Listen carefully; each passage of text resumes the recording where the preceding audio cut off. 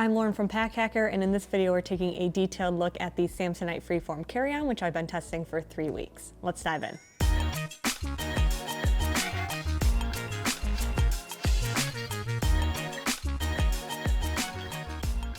The outside of this thing is pretty simple. In terms of branding, we have a little strip here of like silver that says Samsonite on it, and then there's a little bit of branding on like the handles and things like that. But overall, it's pretty simple. There's not really a ton going on. There's no like attachment points for gear or anything like that. That's just giving you like a full rounded view of this thing. But this is a hard shell design that's made with a polypropylene shell, which is plastic. And it definitely feels like plastic. Like it feels sturdy, and it has a little bit of flex to it, even though it's a shell, so that it can move with your gear. As you pack this thing out, you can see that it has a fair amount of scuffing and scraping all around here, and that's because this was gate checked for me one time. So this did go into the cargo hold, and so it got scraped up a little bit, but overall not too shabby. Nothing's really like broken or anything like that, which is really great. There is in terms of like security here, we have a TSA approved lock, which is super easy. You just like put it with your little code, and then you press that in, and these zippers come out. All of the zippers are unbranded, but I haven't had any issues with them. So no problems there so far. On the back side here, we also have a little logo, or an ID tracker thing that's nice, but also kind of hard to find. So if somebody were to find this luggage, I would think that I wouldn't think to open this. So with your name being on here, it doesn't seem super functional. Like, I still put a luggage tag on it just in case it was gate checked, and it was, so that's good.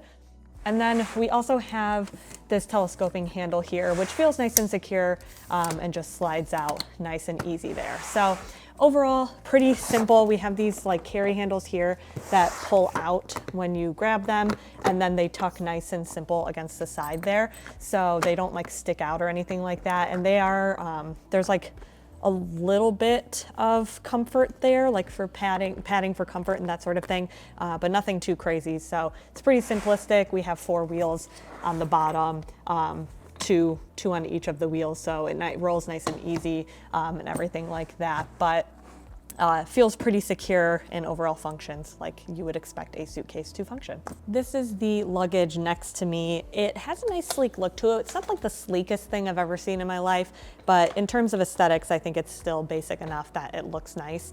In terms of the handle, this is the first stopping point, and this is the second stopping point. So I am 5'6". I actually have like a 2.5-inch heel on right now, so it comes to about hip level. I found myself pulling it all the way up every single time, and it was still comfortable. But in terms of like actually using this more often, when I would think about it and I'd bring it back down to this level, it was a little bit more comfortable for me. So some handles will have more options, but this one with the 2, it still felt pretty reasonable. The wheels themselves are nice and smooth. Didn't have any issues with them catching or with the bag falling over or anything like that. And if you want to, you can pull it up on the 2 wheels there and not have any issues. So overall, it worked pretty well for me.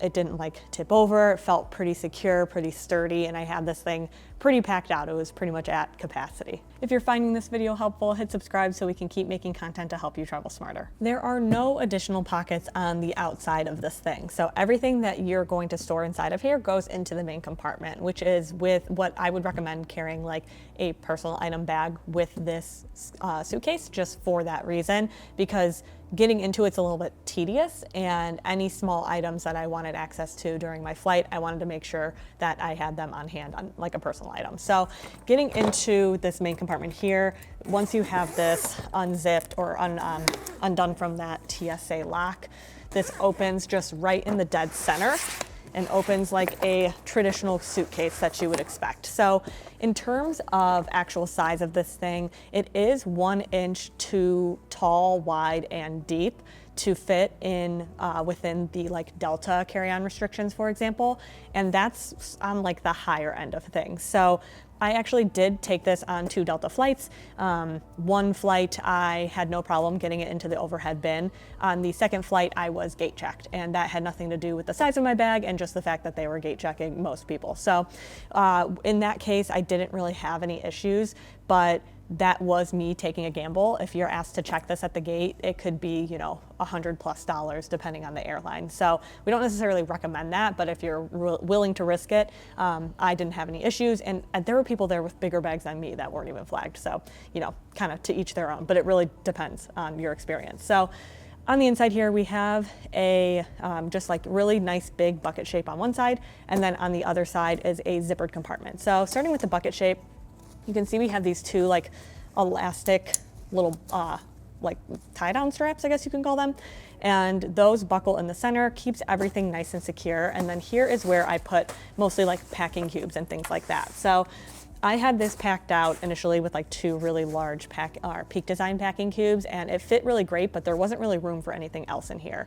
In addition to like this pocket here, this is like a zippered pocket where you can put a lot of really tiny things. I ended up not really storing anything in here because once all my stuff was inside, this just got hidden, or I'd have to leave it on top of everything else, and it was just a little bit awkward. So I didn't find that super functional, but kind of nice to have in a pinch, kind of stayed out of the way regardless. And then on this side here, we have a zippered pocket where I felt pretty much the same about it. Didn't really use it much. You can see it's just like nice and flat in there. There's no expandability with this. There is with the bag, which I'll get into in a second, but with this here, everything that you put in here, if this like full compartment is packed out too much, it can cut into this space. And then anything I had in here, when I flipped this shut, when this was too full, it all just kind of like butted up really awkwardly. So that was one of the main issues that I had with this, was just making sure that everything was configured properly.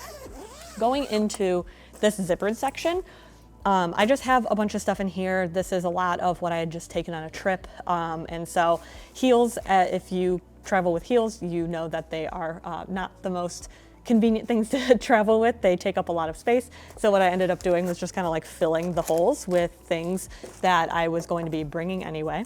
And then just bring that out, got a little baby Uno there. And then I have two pouches, one with makeup, one with all of my liquids. And this is another thing where I put this on my trip. I put this in my personal item in case I needed, or I put this in here because I have TSA pre-check. But if you don't have pre-check and you need to take this out, I recommend putting it in your personal item because this is annoying to get to otherwise. And then I have a couple of other things in here in a packing cube. So one of the main things I noticed with this was in these gaps in these back like corners, it's really easy for stuff to get lost and to lose out on packing space. So you can see here with this cube in here, there's a little bit of space in this back corner that I really couldn't utilize. So I found myself, like with the heels, just shoving things into corners and nooks and crannies in this thing. And while that works, it's not the most convenient thing. So like if I show you, for example, even this larger cube, it still has a little bit of a gap on all the sides. So not a super convenient packing experience. And then if this is packed out too tall, it can get a little bit too difficult to zip up. However, with the way that I had this, where there's a bunch of tiny items kind of scattered throughout and shoved in the little crannies, it was nice to be able to zip it so that I can keep everything contained on one side. So I think this design works really well for packing like a dynamic amount of stuff. And then the last thing here is this expansion zipper, which gives you 1 extra inch of space all around.